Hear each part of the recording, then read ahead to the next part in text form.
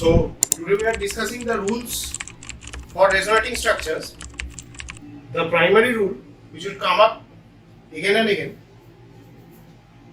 is that all resonating structures and canonicals should have a valid Lewis dot structure.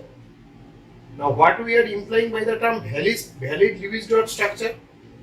When we are stating that there should be a valid Lewis dot structure, what we are actually implying is that all the atoms, see, we are writing a valid Lewis dot structure or proper Lewis structure. When we are stating proper Lewis structure, we are trying to imply all atoms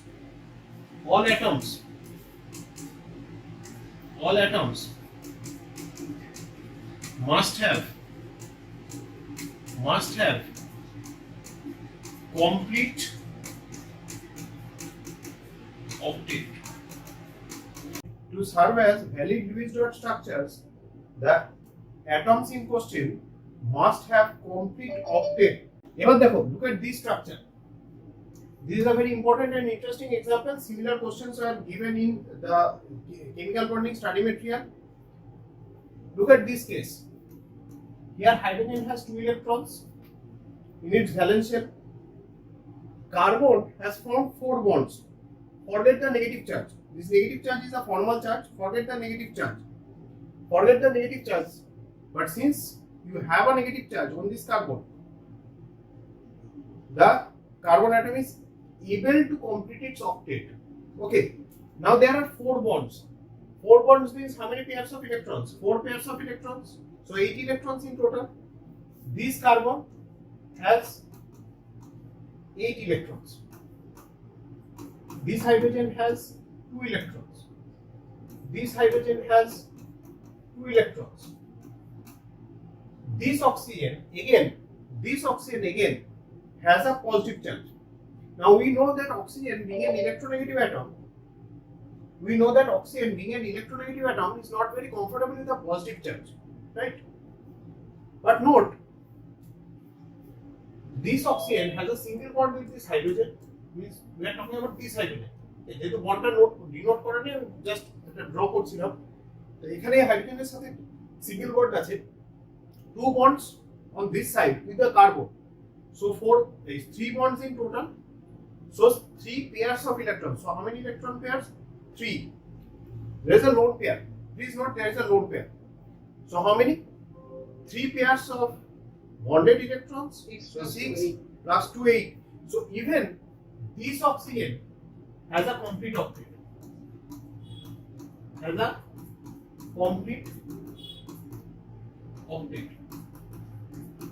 But the hydrogen has 2 electrons, so it has a complete duplet. So this will be a valid Lewis dot diagram. What is a valid Lewis dot diagram? A valid Lewis dot diagram is one in which all the atoms have either complete octet or complete duplet. Draw this one along with the explanations that I have just now given. Okay. তোমাকে যেটা পাঠানো ছিল area, ওটা ভুলে গেছি, ওটা আমি কাছে রাতেই পাঠিয়ে দেবো। এখন তোমার লগইনটা দেখে খেয়াল করবে, আমি একদম ভুলে গেছি, সত্যি ভুলে গেছি। আচ্ছা, এর সাথে দেখো এর আরেকটা আমি রেজোনেটিং স্ট্রাকচার করতে পারি, যেখানে আমি কার্বন আমরা জানি নেগেটিভ চার্জ নিয়ে স্টেবল না, তাহলে কি করলাম, একটা বন্ড, এটা মুছবো, দেখা হয়ে গেছে, এটা মুছে দিচ্ছি। হ্যাঁ, একটু পরিষ্কার করে নিচে আরেকটা সেকেন্ড যেটা লিমিট ডট ডায়াগ্রাম। বলো ভাই। লাস্ট ওই যে ক্লাসটা আমি বললাম না, যে বেরিয়ে গেছিলাম, তখন ওই ক্লাসটা কি স্যার ওয়েবসাইটে আপলোড হয়ে গেছে?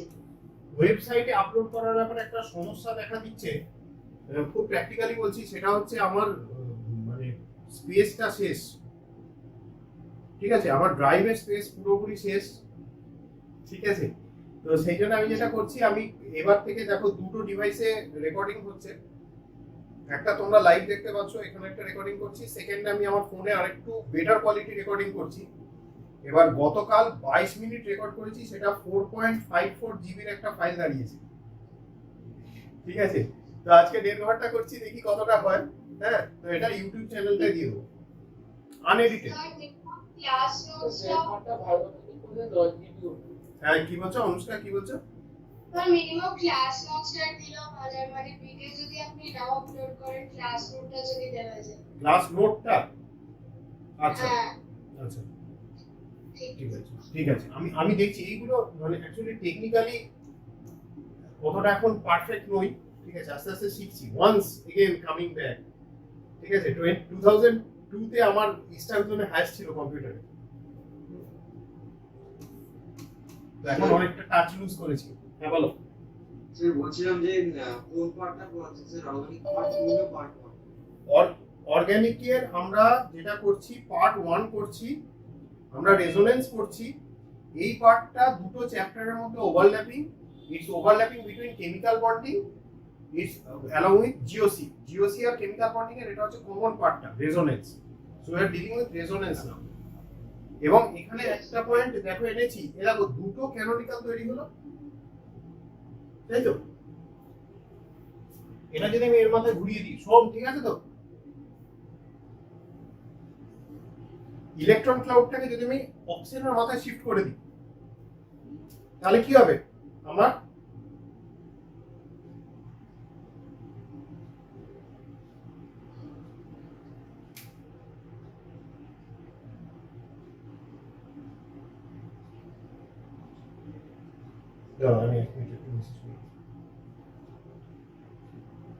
দাঁতের ডাক্তারের কাছে গেছি। হ্যাঁ, এখানে কি হচ্ছে দেখো, আমি কি করলাম, এই পাই ইলেকট্রন ক্লাউডটাকে শিফট করে দিলাম অন অক্সিজেন। এরকম জিনিস আমরা অর্গানিক কেমিস্ট্রিতে খুব ইউজুয়ালি, মানে খুব কমন, এটা একটা ট্রান্সফার। তো তার ফলে কি হলো দেখো, এই স্ট্রাকচারটা তৈরি হলো। এবার এই স্ট্রাকচারটা যদি স্টাডি করো, তাহলে বুঝতে পারবে যে এই কার্বনটা, দিস কার্বন, এটা কি কার্বোক্যাটায়ন? তো this carbon has 6 electrons in its valence shell.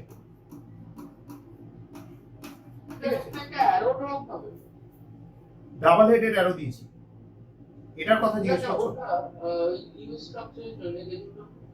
এখানে এখানে কার্বন টু অক্সিজেন, হ্যাঁ, একটা arrow. This arrow has a proper arrowhead, like a complete arrowhead, so it will indicate transfer of 2 electrons. দুটো electron transfer হয়েছে, ঠিক আছে, দুটো electron transfer হয়েছে। কিন্তু এখানে দেখো এই কার্বনটা, this carbon has 3 bond pairs, so total 6 electrons. এখানে দুটো ইলেকট্রন, এপাশে দুটো, এপাশে দুটো, total 6 electrons. Total 6 electrons mean that this compound, in this compound, carbon is electron deficient. Carbon is 2 electron deficient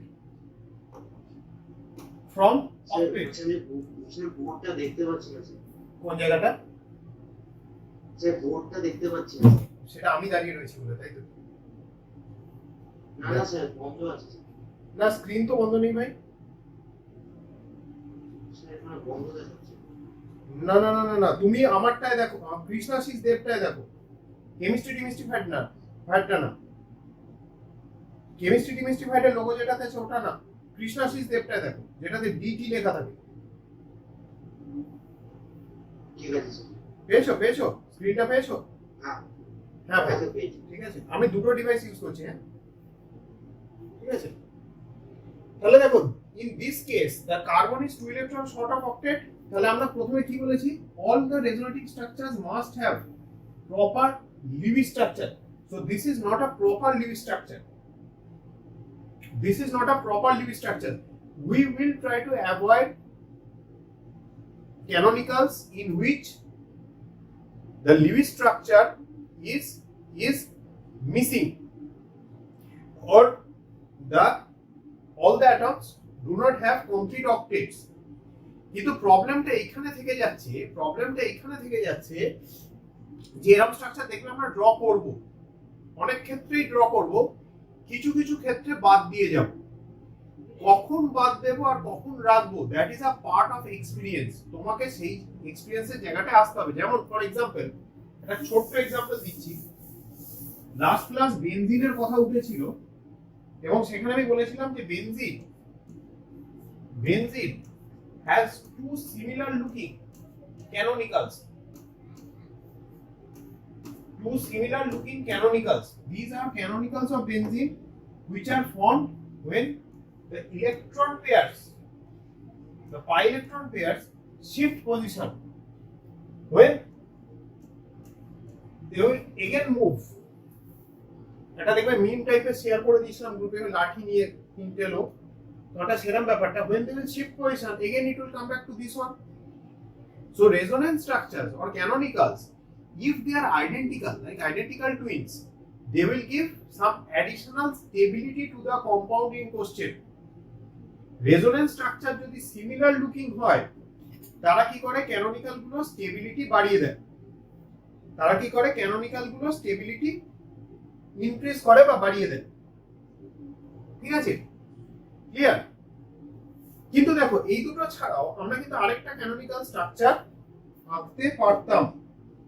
সেটা একদম উপরে, মানে বাকি দুটোর একদম উপরে আর একদম নিচে আপনি এই যে এখানে প্লাস এখানে মাইনাস, মানে আমি কি করলাম, আমি এই যে ক্যানোনিক্যালটা ছিল, ওটা মুছিয়ে আরেকবার করছি। এই যে ক্যানোনিক্যালটা ছিল, কি করলাম, তার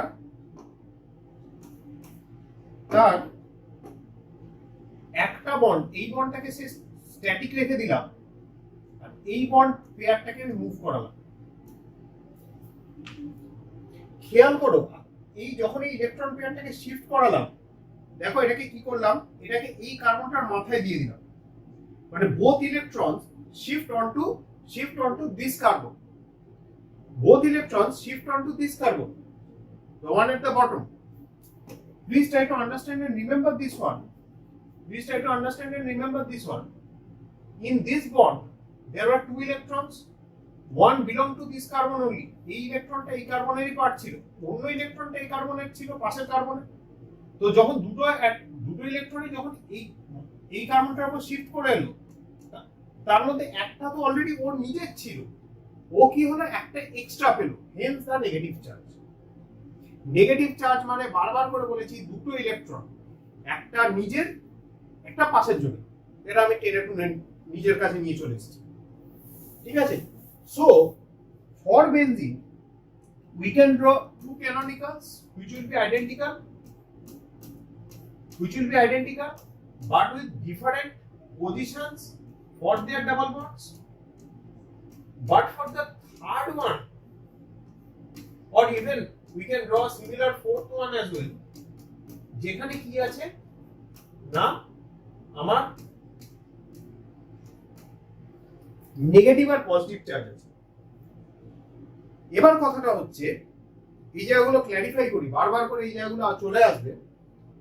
এই যে চারটে স্ট্রাকচার রেখেছি, এই চারটে স্ট্রাকচারের মধ্যে দেখো এই দুটোর জীবনের প্রথম মিস্টেক হচ্ছে, এরা এমন দুটো অ্যাটম, মানে এর ক্ষেত্রে এই অ্যাটমটা যেটা নিচের কার্বনটা, আর দ্বিতীয় অন্যটার জন্য উপরের কার্বনটা হচ্ছে অক্টেটে নেই, প্লাস চার্জ আছে, মানে তার ইলেকট্রন শর্টেজ আছে, তার মানে সে ভ্যালিড লিউইস ডট স্ট্রাকচার নয়। ঠিক আছে, এই দুজন ভ্যালিড লিউইস ডট স্ট্রাকচার নয়। ওকে, নাও এটা হচ্ছে প্রথম মিস্টেক। কিন্তু আমি কি বলেছি, অনেক ক্ষেত্রে আমরা ভ্যালিড লিউইস ডট স্ট্রাকচার না হওয়া সত্ত্বেও সেগুলোকে রিপ্রেজেন্টেশন দেবো। কখন দেব, আমাদের এখানে স্টার্টিং মলিকুলটা কি ছিল, neutral. Starting molecule was already neutral. তার থেকে আমরা কি তৈরি করছি, চার্জ স্পিসিস তৈরি করছি। তাহলে স্টার্টিং মলিকুল যদি নিউট্রাল হয়, সেখানে যদি আমি চার্জ সেপারেশন করি, তাহলে একটা ডিস্টেবিলাইজিং ফ্যাক্টর অ্যাড হয়। আবার বলছি, স্টার্টিং মলিকুল নিউট্রাল, আমি সেখানে চার্জ সেপারেশন করেছি, আমরা খুব ভালো করে জানি যে নিউট্রাল থেকে নেগেটিভ পজিটিভ চার্জ যদি আমি সেপারেট করি, মানে একটা জিনিস নিউট্রাল আছে সেখান থেকে আমি যদি একটা নেগেটিভ এন্ড একটা পজিটিভ এন্ড সেপারেট করি, সেটা কি করবে, মলিকিউলটাকে ডিস্টেবিলাইজ করবে। কেন ডিস্টেবিলাইজ করবে? নেগেটিভ আর পজিটিভ কি করবে, একে অপরের কাছে যাওয়ার চেষ্টা করবে, ন্যাচারাল টেন্ডেন্সি। সেটার এগেইনস্টে গিয়ে আমি তাদেরকে আলাদা করছি। তাহলে কি করছি, আমি সিস্টেমকে সিস্টেমকে কি করছি, এনার্জি দিচ্ছি। এই যে সিস্টেমকে এনার্জি দিচ্ছি তার জন্য কি হচ্ছে, সিস্টেমের মধ্যে ডিস্টেবিলাইজেশন আসছে। আমি যে এনার্জিটা দিলাম, এনার্জিটা কোথায় গেল, সিস্টেমের পোটেনশিয়াল এনার্জিতে অ্যাড হলো, সিস্টেমের এনার্জি বেড়ে গেল, তাহলে সিস্টেম কি হলো, ডিস্টেবিলাইজড হলো। বোঝা গেল? তাহলে সেটা হচ্ছে প্রথম সমস্যা। দ্বিতীয় সমস্যা কি, যে আমি এমন একটা স্ট্রাকচার ড্র করেছি যেটা লিউইস ডট স্ট্রাকচার নয়। এরকম দুটো দোষ থাকা ক্যানোনিক্যাল আমরা জেনারেলি ড্র করা অ্যাভয়েড করব। ঠিক আছে, একটা দোষ আছে, ঠিক আছে ভাই চলবে, দুটো দোষ চলবে না। ঋষি ক্লিয়ার? ঈশান্ত, ঋষিক, ওকে। তাহলে আমরা এই ক্ষেত্রে হ্যাঁ, yes Ishant. First thing that you mentioned that why we are actually supplying the energy in reaction. Yes. So why we are supplying the energy to the system when we are generating separate. Whenever there is some kind of charge separation in a molecule, to generate that charge separation, molecule has to have energy supply from somewhere. It may not be a human source or some like you will not physically go and separate the charges, no? So it has to acquire the energy from somewhere. Whatever be the source, it will lead to certain amount of destabilization. So between these two, or between the four canonicals that I have drawn, these two will be the more stable ones. It's a very common question in JEE and NEET that out of the following which one is most stable or which one is the least stable canonical, mark korte bole. ঠিক আছে? So here these will be the most stable canonicals. Now these canonicals you will find that often people avoid, but in most books it's not mentioned anywhere as to why we tend to avoid